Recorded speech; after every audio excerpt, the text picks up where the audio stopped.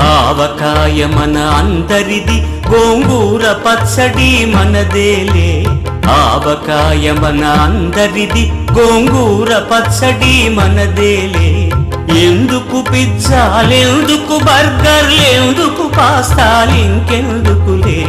ఎందుకు పిజ్జాలెందుకు బర్గర్లెందుకు పాస్తాలింకెందుకులే. ఆవకాయ మన అందరిది, గోంగూర పచ్చడి మనదేలే.